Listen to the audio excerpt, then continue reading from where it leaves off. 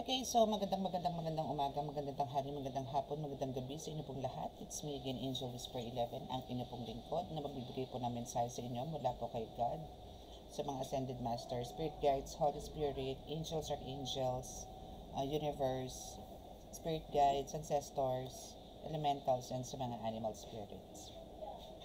Okay, so sa mga, syempre po nais ko muna magpasalamat muna sa mga patuloy po na sumusubaybay ng ating YouTube channel, and yun na nga po, nasa 17K po na tayo, so congratulations to us. And wait lang po tayo no, sa ating pa-free, but I think meron akong isang card din na parang anong tawag doon, pinrami sa inyo, which is yung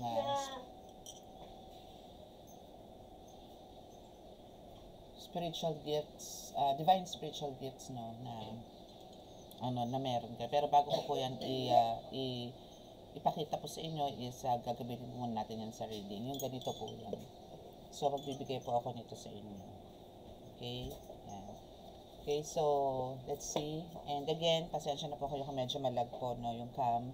But ayun nga po, ang importante po dito is yung mensahe. So ngayon po is magla-love reading po tayo no. So kung ano ba ang meron sa inyo, bakit nagkakaroon para ng blockages no sa relationship ninyo ngayon. Siguro yung iba sa inyo dito is parang hindi may ghosting, mga tipong ganyan, or maybe parang tuod kasama ang inyong mga jowa, mga tipong ganun. So alamin po natin why no, ano ba ang meron dito sa mga ito. Okay? And again, nais ko pong magpasalamat sa mga lahat po ng mga new subscribers din po, and sa mga subscribers ko na nananatili po dito sa ating YouTube channel. And again, ito po is magsisilbing gabay po sa inyo sa araw-araw, para po meron po kayong alam niyo po yun, kung hindi po kayo nagkakaroon ng kaguluhan, or parang ito po yung kasagutan po sa lahat ng mga inyong katanungan. Though kadalasan naman po is very specific naman po yung card. So stay tuned, no? Sit back and relax dahil mag-start na po tayo.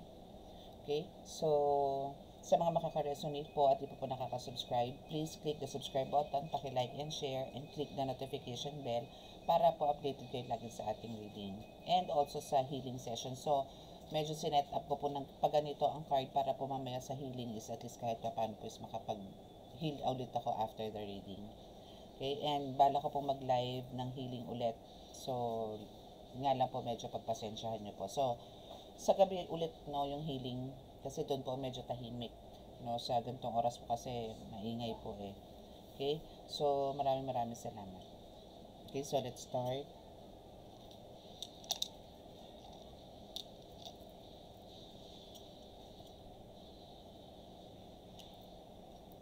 Mahal na Diyos sa masalangit, mahal na sa Kristo, mahal na Birheng Maria, mahal na Santo Niño, pakibasbasan po niyo, napakalakas sa kapangyarihan, banal na dugo, banal na ngal, banal na spirito, mga cards na ito, para po makapagbigay ng mensahe sa aking po tagapanood. Kami po ay inyong patuloy na iligtas sa anong kapahamakan, disgrasya sa kuna, at ang klase ng karamdaman na tukso, at bigyan po ng kagalingan lahat ng mga karamdaman. Maraming salamat po. Amen.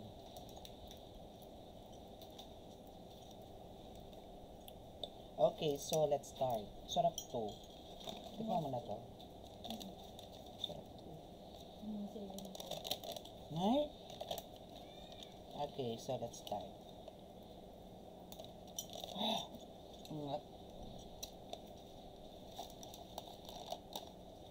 Kain pa tayo ng fries.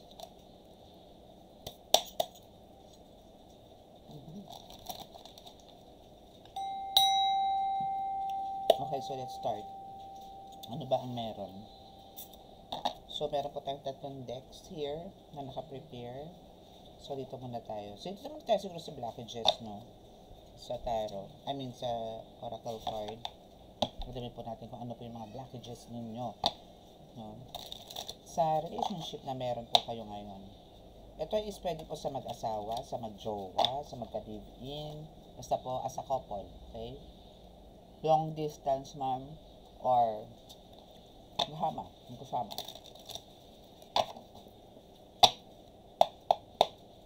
Anong meron? Anong ganap? Bira ko na lang po gamitin ito eh. Kasi most of the time is ano tayo, di ba? Spiritual. Okay, so fated to be alone. Mm. So, dito, no, is, maybe for some of you, or yung person nyo po dito is thinking, no, na parang mas gusto niyang maging, parang gusto niya muna mag-isa. Parang, parang sa mga pinagdadaanan ngayon, maybe from the past, kasi there's a, parang yung emptiness nandito sa kanya, and andito yung medyo madilim, no? Medyo, hindi clear yung path nitong person mo. Maybe maraming agam-agam, maraming iniisip, or worst, no, is manipulated tong tao to. Kung this is a spiritual attack, so parang, to the point na parang gusto niyang i-give up ang love, gusto niyang i-give up ka, but andito yung, or maybe you are thinking na ganito ang nangyayari dito sa person mo na, parang gusto ka na isuko or gusto na itigil yung relasyon na meron kayo. But it's not true. No? It says here, no? You gave up on love because you think you are meant to be alone. It's not true. No? So parang, siguro yun yung pumubulong sa kanya. Maybe may mga whispers sa kanya na parang, mas okay na mag-isa ka. Parang hindi mo naman kailangan yung partner mo. Parang magkakaroon ka naman ng growth o ganito ganyan kung wala naman yan. No? Hindi mo kailangan na makipagrelasyon pa sa kanya. Parang ganon yung mga bulong-bulong sa kanya, no? Kasi nga parang ang iniisip nito is, kaya niyang mag-isa or mas gusto niyang mag-isa. But it's not true na talaga kaya niyang mag-isa. Kailangan kanya. Okay? Burned out, yes. At times na talaga andito yung burned out siya talaga. So, emotionally is andito yung talaga maraming bumabagabag sa person mo dito na parang talagang gustong mamaalam, no? And, yung mga tipong ganon, or parang gusto rin na ma-overcome niya yung mga nangyayari sa kanya. Kasi nga, andito yung kalituhan, or maybe nasa isang dark area. Alam mo yung parang nababalutan siya ng dark shadows, no? Yung mga ganon. Kaya parang kahit siya hindi na alam sa sarili niya kung ano ba yung gusto niya. May kalituhan itong person mo. Kaya andito yung parang siya mismo no, hindi na alam kung ano yung gagawin, kung ano yung mga dapat gawin, hindi dapat gawin, pero andito yung lahat is palpak yung mga decisions niya. And to the point na yun na nga, nagkakaroon na kayo ng misunderstanding, miscommunication, wala nang paramdam, mga tipong gano'n, parang ghostings na ang nangyayari. So, no good ones, no? So, there is someone out there for you. Don't let this false belief make you miss out. Okay, so for some of you, if ganito yung mga treatment sa inyo ng tao, nitong person mo, na parang binabaliwala ka, kahit na parang andito yung ang dami mong effort, or andito yung talagang to the point na nananalangin ka na maging maayos yung relationship ninyo. For some of you is, yes, you can continue to pray, no, para, kasi there's God's perfect time palagi, and there's God's plan, no, sa inyo sa relationship niyo. Maybe this time is andito talagang hindi ganon kaayos ang flow ng relationship ninyo, but time will come, no, na magiging maayos at magiging smooth din. Basta ilagay niyo po lagi sa center si God, no, si Jesus Christ, para maging maayos po yung flow ng relationship ninyo.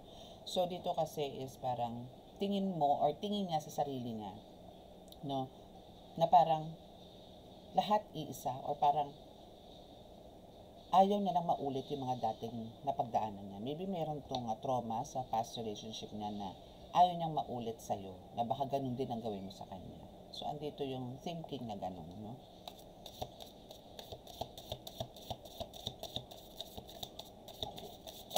Na parang lagi din sinusulsul sa kanya na hindi ikaw, no, collective ang para sa kanya, merong iba na nararapat para sa iyo. Ganon. So, may lumalaso ng utak niya ng konti. Mga tipong ganon. So, now is andito yung hiding feelings din, yes. Procrastinate and body shame. So, andito yung talagang parang sakit po to sa ulo, no, na talagang ang problema dito is sa nararamdaman ko dito is may mga blockages siya, especially emotional, spiritual, na parang tinatago. There's hiding feelings here na card, no, na sinasabi na she or he needs to express the love na meron siya sa'yo. No? But para makita mo rin, maipakita mo rin sa kanya kung talaga ano yung pagmamahal na meron ka. But dito nga yung parang sinasabi na there's parang something na ikinahihiya niya, or maybe meron siyang lihim, no? Or meron talaga siyang itinatago sa iyo na hindi niya masabi-sabi. Maybe ayaw niya na magkaroon kayo ng, I mean, parang masamain mo or ma-offend ka. Kaya andito yung sinasabi na parang ako na lang, akin na lang. Hanggang sa parang ikaw na mismo dito collective ang mag-give up. No? Parang gano'n na lang yung inaantay niya. Okay? Okay, and so for some of you, no, is parang you're considering na baka kaya ayaw sa'yo kasi parang andito yung baka iniisip mo na baka kaya ayaw na sa akin ni Pilato kasi ang taba ko na. Siguro kasi ang dami ko ng wrinkle. Siguro kasi ang tanda ko na. Siguro hindi na ako fresh. Mga tipong gano'n. So may mga gano'ng katuloy thinking kung bakit parang cold or maybe nag-ghost sa'yo ngayon person mo. But the truth is hindi. Ang gusto niya lang is mapag-isa. No? And there's someone or somebody na talagang minamanipulate siya or sinusulsulan siya na hindi pwede. Wag na yan, ganito, ganyan. Mga ganon. Okay? So, ayun na nga. So, we have the rejection here. So, andito yung every time na siguro ikaw nag-a-attempt ka na punta tayo doon, magkita tayo sa ganito, sunduin mo ako sa ganito. Andito ngayon yung lagi ka nare-reject. That's why andito ngayon, ikaw mismo collective is gulong-gulo rin ang utak mo na bakit ganito. Samantalang dati hindi naman siya ganyan. Na parang tipong isang chat mo lang, isang text mo lang, isang request mo lang, binibigay agad niya. Sumusunod agad siya. But this time parang parang kulang na lumuhod ka sa harapan niya. No? Just ibigay lang sa'yo yung time na gusto mo or dati na meron naman siya sa'yo. So ngayon is you're begging for the time, attention, love, care dito sa taong to na dati naman na ibibigay niya sa'yo. Now is wale. Okay? So, ang kailangan mo ngayon, or kailangan nyo ngayon actually na is give and take, make space, no? And sometimes, no, na parang bigyan mo rin ng space itong taong to makapag-breathe in, breathe out, no, wag natin i-force, no, and kung talagang andito yung pakiramdam ninyo na talagang there's some parang spell work na nagaganap dito, then consult na or pumunta na kayo sa mga healers for confirmation, no. So now is andito ngayon yung you need parang kasi most of you, no, is talagang andito yung needy or parang andito yung lack of attention, no? So, at dito talaga, kaya itong person mo na ito is lagi mong kinukulit or lagi mong chinachat. Maybe kasi hindi rin kita masisisi dito, no, collective, kasi hindi naman siya ganito talaga dati. Dati approachable siya, dati andito yung lagi siya nagchat-chat sa'yo, dati napaka-clingy niya, dati napaka-sweet niya, but now is parang tuon. No? So, there's a lot of changes na nangyari dito sa person mo. Well, later, aanuhin natin yan. Alamin natin. Okay, so ngayon, yun na nga ang nangyayari. So, parang feeling helpless ka or parang hopeless na rin at the same time. No? Kasi nga parang hindi mo naman pwedeng baguhin sa isang pitik, no, yung mga nangyayari. No, talagang kailangan kapain mo din, kailangan mo rin pag-aralan, lalo na kung halimbawa it's a long-term relationship na or parang andito na yun siguro mga decades na rin kayo or maybe 5 years, 7 years, 8 years, mga ganun. So, minsan po yung mga ganun na marami na pa kong pinagsamahan, hindi po ganun kadali i-give up. Lalo na kung halimbawa hindi naman sinasadya. Like, ang sinasabi ko po is kung halimbawa may mga spell works, love spell, gayuma, itong person ninyo is hindi po dapat sila gini-give up. Sa halip po dapat po mas inaaruga, mas iniintindi, no, and samahan niyo po sila sa pagdarasal at paghingi ng tulong sa Panginoon para po sa kagalingan, no. So now is ang kailangan niyo lang po talaga dito is take time, no, to figure out, no, kung ano ba talaga ang kailangan niya, ano bang klaseng tulong ang kailangan nito person mo, no, para ma-overcome niyo yung mga ganitong trials, no, or pagsubok na meron kayo sa relasyon. Kasi talaga some of you dito is nagkakalabuan. So, let's check kung ano pa yung ibang details, no, about dito sa person mo. Aside sa parang meron nga nagbubulong-bulong sa kanya, no, na parang better na parang wag ka nang siputin, wag ka nang puntahan, wag ka nang tawagan, or wag na sagutin ng mga calls mo. Bakit? Bakit? Bakit ba? So, ang chemistry nyo dito is nag-reverse. So, meaning parang, siguro lately, kung napapansin mo parang andito yung meron kayo talaga hindi unawaan or parang hindi kayo nagkakasundo sa bagay-bagay ngayon. Kasi may kumukontra, no? May nakontra. Okay? So, andito yung parang gusto ko to, pero siya ayaw niya. No? Yun, katulad nun, halimbawa, magde-date kayo, gusto mo sa ganitong restaurant, pero ayaw niya. Or maybe gusto mong magpasundo, pero ayaw niya. Ano yung mga reasons, di ba? So, ano pa ba, no? Ano pa ba ang mga tipong masasabi natin nagbago sa kanya? Na dati naman talagang maganda yung chemistry ninyo, di ba? So, we have a choice. Meron siyang parang may nasisipat siya, or maybe there's a temptation, or maybe there's a third party involved, no, na naaakit siya dito sa taong to, or sa lalaki to, or sa babae to. That's why, andito yung parang tabang na tabang siya sa'yo ngayon. Okay? Meron. Okay? So, we have this, next card is the Power and the Discovery. Careful po kayo dito, no? Kasi dito, sa dalawang to, is there's a power involved, which is power, yes, na talagang itong gumagambala sa person mo na babae or lalaki is may kinda alam or kakayanan to seduce, no, or to invite yung person mo na ito yung naging dahilan kung bakit parang nagkaroon ng pagbabago to yung person mo, no. Andito yung nagkaroon sila ng eye-to-eye contact or maybe a one-night stand, mga tipong ganon. So, ito is, na-attract itong person mo dito because of again, the manipulation, ano? Okay, so, let's resume, no? So, ayun nga, ang nangyari is, meron dito spell binding na nangyayari. No? Spell bind, or love binding, no? Or binding spell na tinatawag, no? Na talagang para hindi na makawala itong person mo dito sa third party na to. So, dahil dito is talagang andito yung parang awang-awa siya. Alam mo yung halo yung emotions ng person mo dito na may awa, na pagmamahal kuno, yung mga tipong ganun. But, the truth is, no, kung hindi ginagawa to ng babae or ng lalaki, yung mga spell work na to na parang pinaiinom, dinadaan sa alak, dinadaan sa drinks, and with matching tirik ng kandila, ito yung way niya ng panawag. My goodness, thank you Holy Spirit. Okay? So, ito yung panawag niya, no? Sa pamamagitan ng wine, pamamagitan ng mga, basta kahit anong inumin, meron mas maano yung wine, no? Especially kung halimbawa natawag niya na, no, sa pamamagitan ng pagtirik ng kandila, na kasunod si wine or si brandy na ipaiinom sa kanya na meron pong kargang dasal.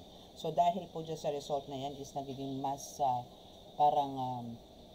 mas clingy, mas sweet itong person mo dito sa third party na to. And to the point na talagang super attracted siya dito sa person na to. Dito sa third party na to. Okay? So, parang ang kailangan na po talaga dito is maging aware po kayo, no? Especially pag talagang pagka nakakaroon ng hindi magandang behavior ang inyong person. So, parang alam niyo yon, sa isang pitik biglang nagbago, no, na dati naman is talagang ang daling makausap, sa isang tawag mo lang o isang chat mo lang andyan na siya, no? But etong mga nakaraan is parang tuod, no, na ilang beses mo na chinachat, walang reply, mga tipong ganun. So, alamin natin kung ano bang itsura nitong pinagpalit sa'yo, no? Mapabalabae man to, mapalalaki, kayo na mag-adjust, okay? Alamin natin. Wait lang po. Okay, so alamin natin, ano ba itsura nitong person na to na humaling itong partner mo, no?